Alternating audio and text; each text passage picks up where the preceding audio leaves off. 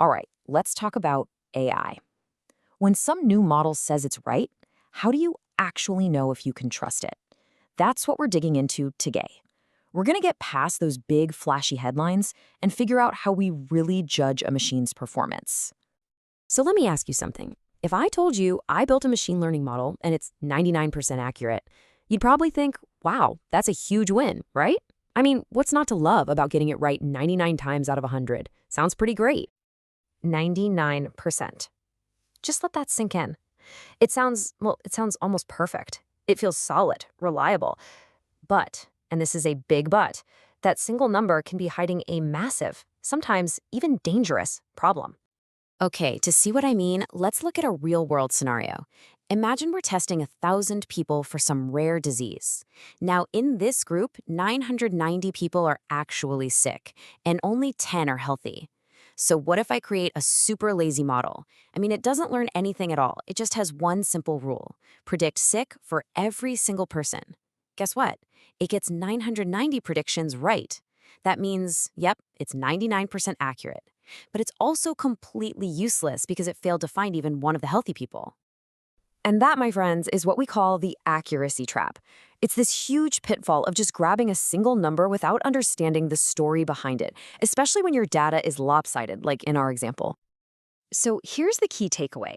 It's not just about if the model messes up, it's about how it messes up.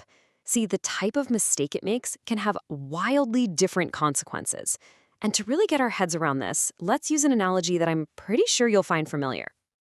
Okay, picture this. Your phone rings, you pick it up, and a voice on the other end says you've won a massive lottery.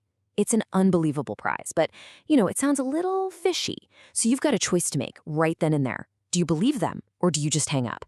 And that one decision can lead to 4 very different outcomes.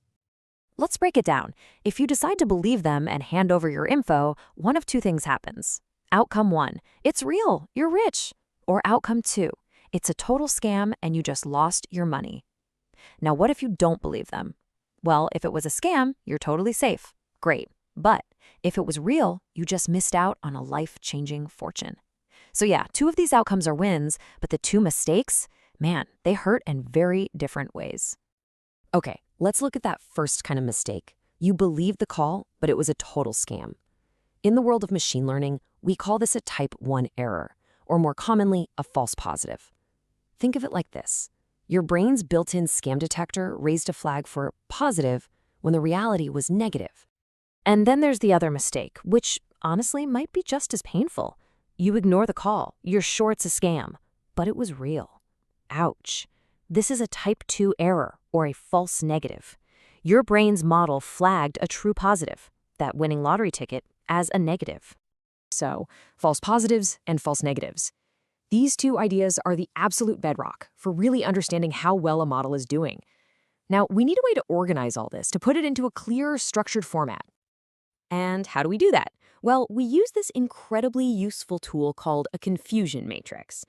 It sounds complicated, but it's not. It's just a simple grid that takes those 4 possible outcomes we just talked about and neatly compares what the model predicted versus what actually happened. So let's take a look. It's basically a 2x2 grid. In the top left, you've got true positives. This is when the model predicted yes, and the answer was actually yes. A win. Then, in the bottom right, you have true negatives. The model said no, and reality was no. Another win. The other 2 boxes, well, that's where the mistakes happen. So just to lock this in, true positives and true negatives, those are the correct predictions. The false positive is that type 1 error. We thought it was a lottery, but it was a scam. And the false negative is that type 2 error. We thought it was a scam, but it was a real lottery. Now that we have this framework, we can start asking a really important question. Which of these mistakes is worse? And that question, which error is worse? That's what leads us straight into this central dilemma in machine learning. It's this constant tug of war between 2 super important metrics: precision and recall. Let's make this super clear with 2 different examples. First up, an email spam filter. A positive here means the email is spam. So, which is the bigger screw up? A piece of spam gets into your inbox, or a critical job offer gets sent to your spam folder? Yeah, for most of us, losing that job offer is way, way worse. Now let's switch gears. A medical test. A positive means you have a disease. What's worse now? telling a healthy person they might be sick and need more tests, or telling a sick person they're perfectly fine. In this case, missing the disease is an absolute disaster. This is exactly where the idea of precision comes in. Precision basically asks this question. Of all the things I flagged as positive, how many of them were actually positive? So for our spam filter, we want incredibly high precision. We need to be super confident that when we mark an email as spam, it really is spam. We cannot afford to be wrong and lose that job offer.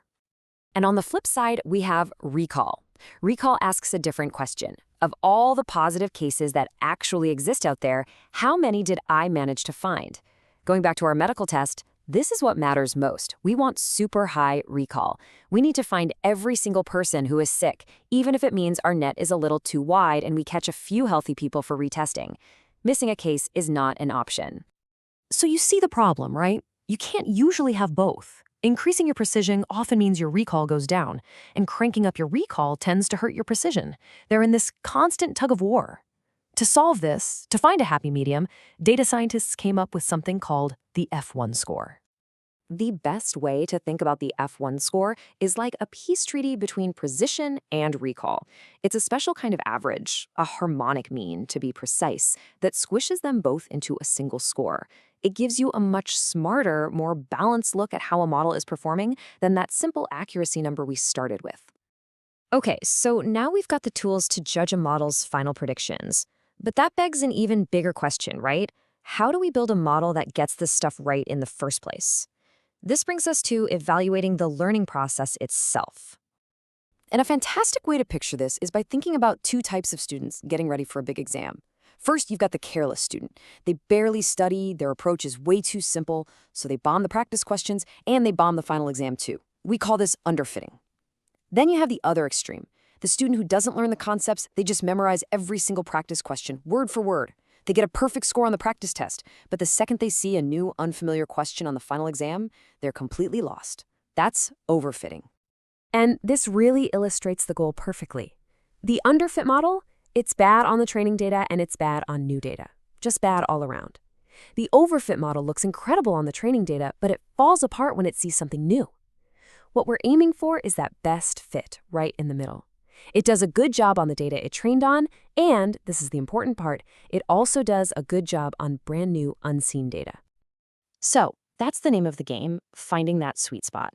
The ultimate goal is to build a model that's not so simple that it's useless, but not so complex that it just memorizes noise. This fundamental balancing act in machine learning has a name. It's called the bias-variance trade-off. Which brings us right back to where we started. The next time you see a headline or a press release that boasts about an AI being 99% accurate, you'll know that's not the whole story. Not even close.